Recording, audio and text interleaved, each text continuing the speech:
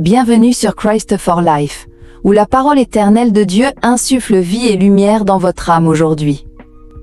Alors que nous poursuivons notre voyage à travers la Genèse, nous avons déjà vu la lumière jaillir des ténèbres, les cieux saints étendre sur l'abîme chaotique. La terre émergeait des eaux agitées, et la terre commençait à fleurir d'une vie silencieuse et abondante. Mais l'histoire de la création continue de se dévoiler. Maintenant, le 4e jour se lève, un jour où le ciel lui-même est mis en mouvement. Un jour où l'obscurité de la nuit et l'aile, éclat du jour reçoivent leurs dirigeants, et où le ciel est orné de lumière pleine de sens et de promesses. Dans Genèse 1/14-19, nous voyons que Dieu fait plus que créer des objets. Il établit le rythme du temps lui-même. Il conçoit un calendrier cosmique pour façonner nos jours, nos saisons et les moments sacrés de nos vies. Puis Dieu dit qu'il y ait des luminaires dans l'aile étendue du ciel pour séparer le jour d'avec la nuit, que ce soit des signes pour marquer les saisons, les jours et les années, et qu'ils servent de luminaires dans l'aile étendue du ciel pour éclairer la terre. Et cela fut ainsi. Imaginez-le, la vaste toile sombre du ciel, soudainement illuminée. Le mot hébreu pour luminaire est Meorot, ce qui signifie porteur de lumière. Ce ne sont pas des dieux auto-éclairants, comme le croyait le culte solaire de l'aile, Égypte ancienne. Non.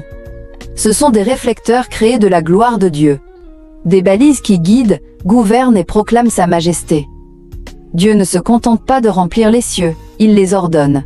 Le soleil, la lune, les étoiles, chacun se voit assigner son rôle dans la grande liturgie de la création.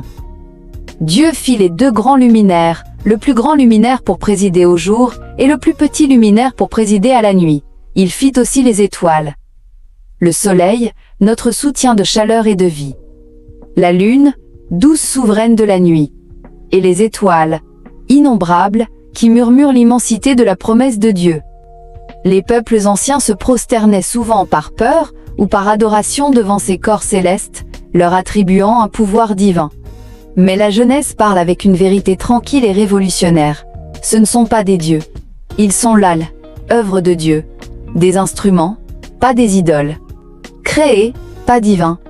Depuis des générations, les pères de l'Église se sont émerveillés de cela. Saint Basile le Grand a réfléchi à la manière dont les étoiles proclament la gloire de Dieu, et non la leur, comme nous le dit le psaume 19.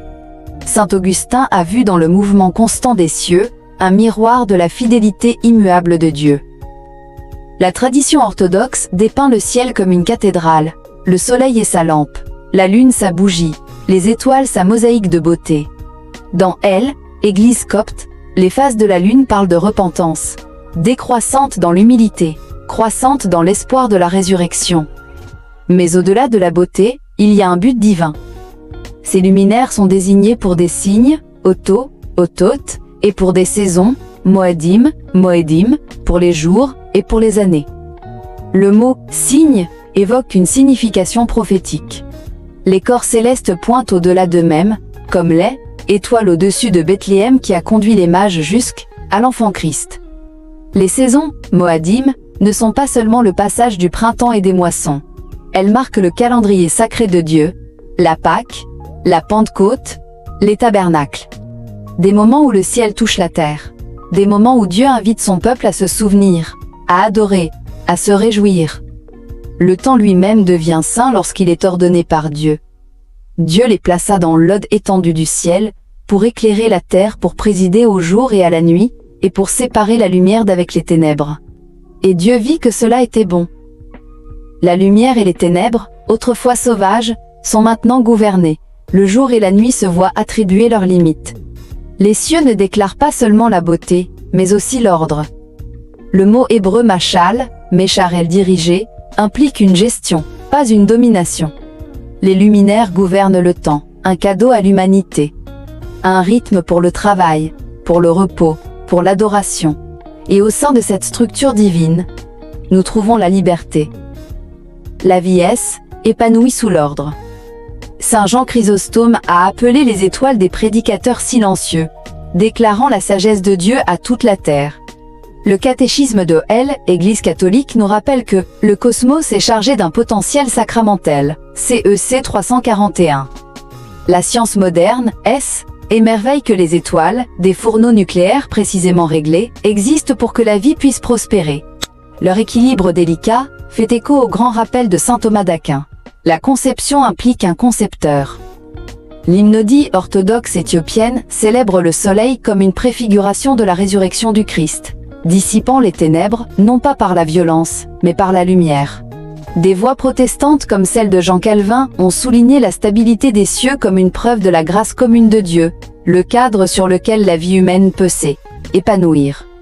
Il y eut un soir, et il y eut un matin, ce fut le 4e jour. Mais le 4e jour murmure une lumière bien plus grande qui doit encore venir. Jésus, la véritable lumière du monde. Le soleil de la justice, qui se lève avec la guérison dans ses ailes. Malachie 4/2. Il est le plus grand luminaire qui gouverne nos jours, qui apporte la chaleur, la vision et la vie à nos cœurs fatigués. Il est la lampe à nos pieds lorsque la nuit semble longue et incertaine. Et même les étoiles nous rappellent que, dans le vaste inconnu, les promesses de Dieu restent innombrables, sûres et lumineuses. La lumière douce et réfléchie de la lune reflète, elle, Église elle-même.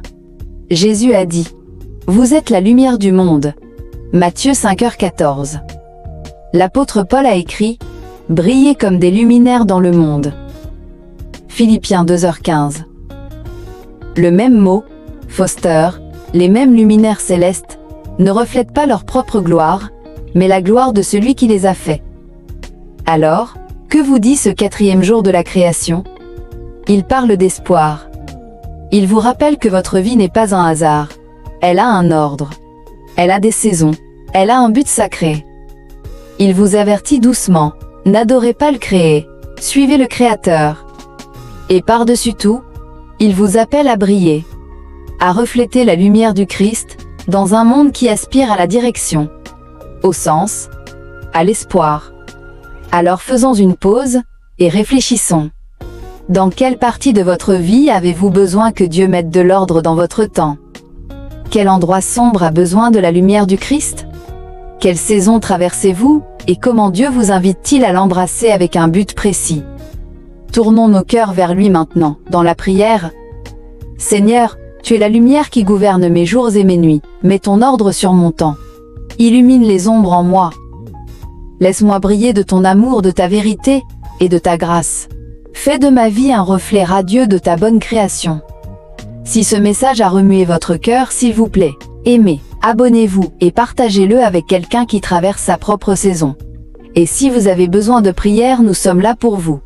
Écrivez-nous à christ4life143@gmail.com. C'est notre joie de nous tenir avec vous. Rejoignez-nous la prochaine fois, alors que nous continuerons, verset par verset, dans l'émerveillement de la Genèse, et explorerons le 5e jour, lorsque Dieu remplit les eaux et les cieux de créatures vivantes. Jusqu'à la prochaine fois, que sa parole soit votre lumière, son esprit, votre guide, et votre vie, un reflet radieux du Christ. Allez, et brillez en lui.